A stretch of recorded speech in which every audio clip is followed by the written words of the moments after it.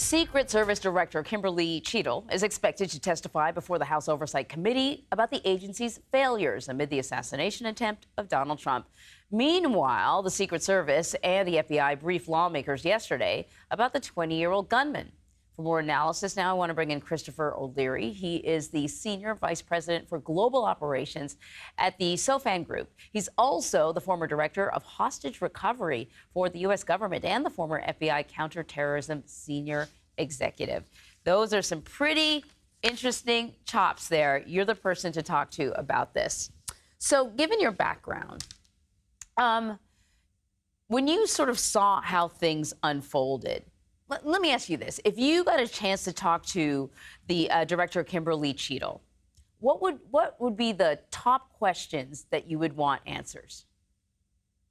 Well, I think first and foremost, and there's been times in the past where I've looked at how the U.S. Navy is handled when ships have run aground or had an accident with another naval vessel. The captain is relieved because whether the captain was on watch or not, they're ultimately responsible for everything that happened on that ship.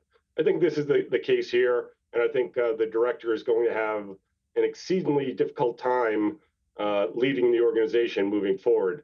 Having said that, I do think the Secret Service is an incredibly professional organization, surprised at maybe some of the lapses that they had in planning, but they are going to be incredibly self-critical, and I'm sure they're going to fix these mistakes.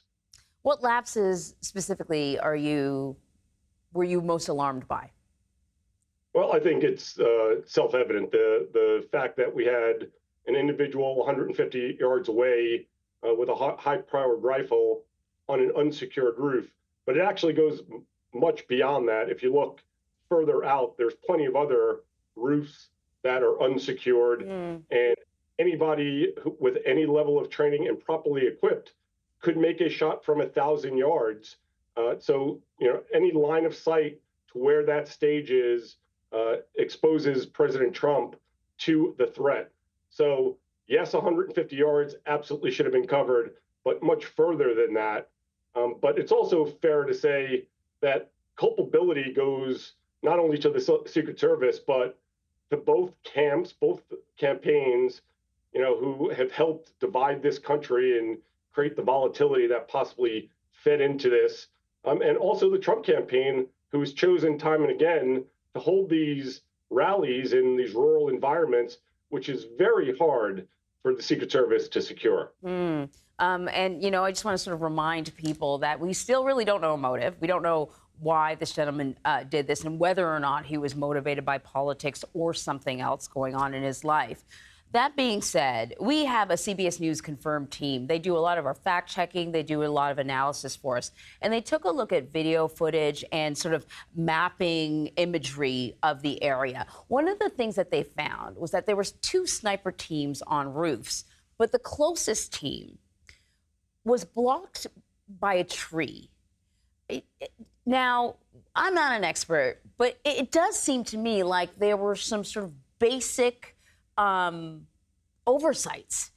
The team that ended up shooting and killing the suspect on the roof was the sniper team that was further away on another roof. Is this the sort of thing that the Secret Service should have sort of already planned for and picked up on?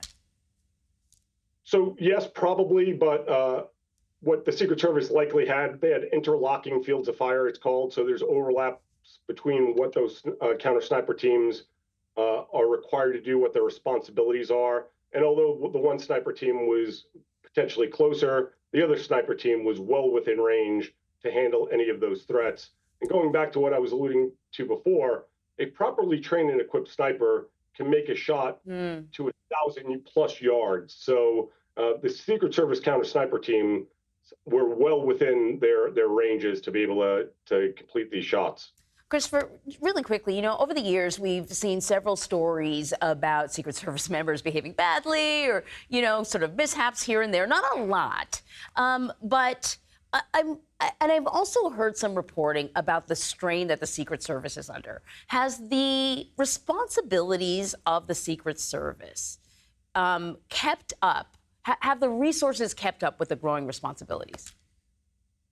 Well, I'll give you my experience with the Secret Service. I've worked with them quite a bit over the years, and to a person, they are some of the most professional individuals I've ever dealt with. They are committed to their mission. They have great attention to detail. Yes, this last incident doesn't support that, but I have a career of experience with them. They are really good at what they do, and they are going to be hard on themselves to get to the bottom of this. Hmm.